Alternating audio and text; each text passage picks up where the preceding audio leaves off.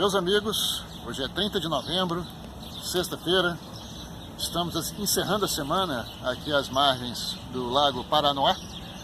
E um dos assuntos mais comentados aqui em Brasília, nesta semana, foi a nomeação do professor Marcos Cintra para o cargo de secretário da Receita Federal. E com isso vem a pergunta: adotaremos no Brasil o tão sonhado, tão propalado imposto único, já que ele é um grande defensor dessa bandeira? Bem, quem foi meu aluno sabe que eu abordo o tema do imposto único em mais ou menos umas 4 aulas, cada uma delas de 1h30, ou seja, pelo menos umas 6 horas de explanação e de discussão, de abordagem a respeito desse assunto. E o primeiro ponto que eu devo mencionar é que esse não é um tema fácil, não é tão simples, como parece. Aliás, quando se fala nesse assunto, eu costumo lembrar de um provérbio que é muito repetido em Londres, que para todo problema complexo existe uma solução simples e errada. No Brasil nós temos hoje 95 tributos. 95. Seria possível substituir todos eles por um único imposto?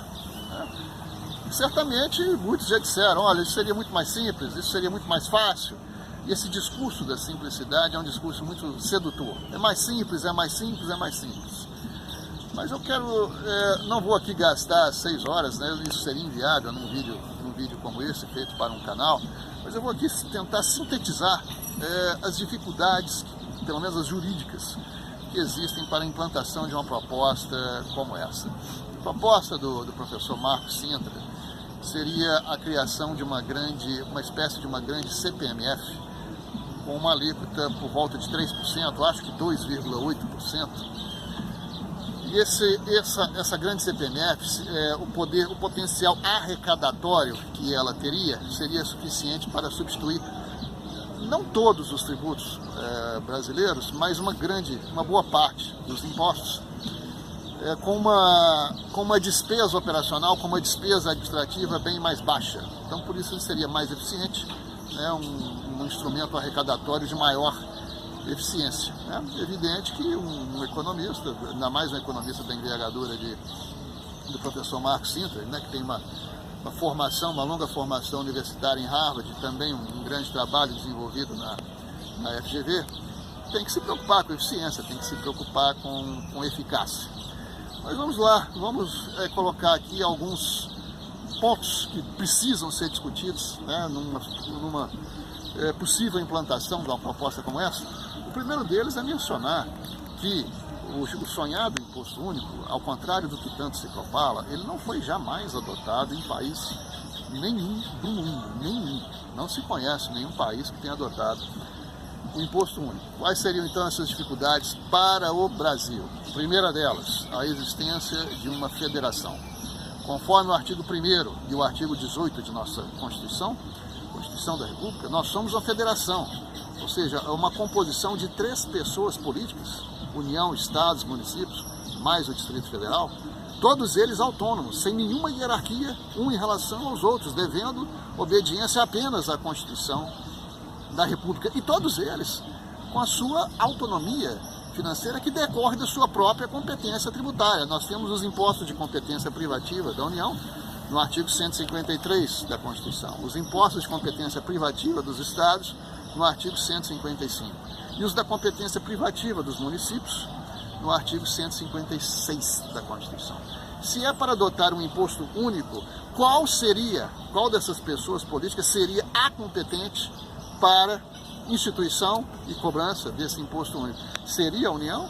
Seria os estados? Ou seria o município? É a primeira pergunta. E qualquer resposta que se dê, o resultado seria, se não a extinção, mas uma grande mitigação da nossa federação.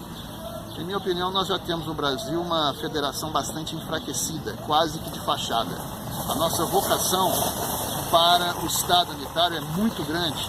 Então, a falta de uma autonomia financeira ou a falta de competência tributária de 2 dos 3 entes políticos, das 3 pessoas políticas da federação, resultaria então num enfraquecimento, se não numa extinção da federação brasileira. É isso que nós queremos? Se for, o caminho está aberto. Segunda dificuldade, parâmetros da tributação. Nós temos 5 parâmetros de tributação para os impostos, que são indivíduo ou classes, patrimônio, despesa, produção e renda. São 5 e somente 5. Não existe um 6º parâmetro para os impostos. Indivíduo ou classe, patrimônio, despesa, produção e renda. Sobre qual desses parâmetros nós teríamos o imposto único? Qual deles seria o parâmetro para o imposto único? Seria classes? Seria patrimônio? Seria despesa? Seria produção ou seria renda? Porque se o tributo é único, então o parâmetro também será. E qualquer desses parâmetros que nós viermos a adotar para a implantação do imposto único, o resultado seria o mesmo. Nós tributaríamos uma parcela da sociedade, deixando o restante de fora. O que é contrário à ideia de capacidade contributiva. Porque a ideia de capacidade contributiva é que todos contribuam na medida das suas possibilidades para o enfrentamento da despesa estatal. Tá? Vamos tributar só a produção? Bom, aí nós acabaríamos de quebrar todas as nossas empresas, porque a tributação menos inteligente que nós temos no sistema é a tributação da produção. Vamos tributar apenas a renda? Ora, de qual? Da pessoa física, da pessoa jurídica? A pessoa física no Brasil, somente 7% dos contribuintes brasileiros cadastrados na Secretaria da Receita Federal é que ultrapassam a faixa de isenção e serão efetivos pagadores do imposto de renda. E com relação às pessoas jurídicas, a situação também não é muito diferente. Então essa é a segunda dificuldade. A terceira dificuldade é numa tributação como essa, que é um tributo indireto, incluído nos preços, e que onera toda a cadeia de circulação econômica, é a presença da cumulatividade do tributo e a não observância do princípio da seletividade das alíquotas, porque vigora em nosso sistema esse princípio chamado da seletividade das alíquotas na tributação indireta, segundo o qual as alíquotas devem ser graduadas conforme a essencialidade dos produtos. Para produtos essenciais, alíquotas mais baixas. Para produtos luxuosos ou supérfluos, alíquotas mais elevadas. Se a alíquota será única, esse princípio deixa de ser observado. Qual será o resultado? Feijão mais caro e Ferrari mais barata. Ou seja, o pobre seria mais sacrificado do que já está e o rico daria um largo sorriso de satisfação. E deixando de observar a seletividade das alíquotas, nós estaremos também violando o princípio da capacidade contributiva. Então, alguns princípios constitucionais do sistema constitucional tributário deixariam de ser observados. Caminhando para o final, vou dizer, isso significa então que a proposta é impossível, que não deve ser aceita? Bem, eu mesmo, quem foi meu aluno sabe disso, eu fui um dos que mais divergiu, né? As ideias do professor Marcos Sintra sempre tiveram no passado a divergência minha, contestei, né? Fiz uma longa contestação em torno dessas ideias. Hoje eu já teria uma certa dúvida, eu não diria que a proposta é impossível, né? E nem contestaria com tanta veemência como já fiz no passado. Por quê?